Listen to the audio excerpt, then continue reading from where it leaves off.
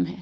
بچوں کی کامیابی میں جو کردار اکیلا باپ ادا کر سکتا ہے وہ باقی سب مل کر بھی، ماں، معاشرہ، خاندان، مال و اسباب سب مل جائیں پھر بھی نہیں کر سکتے۔ یہ بات میں اپنی طرف سے نہیں بلکہ پوری ذمہ داری سے ان دی لائٹ آف شریعہ کہہ رہی ہوں۔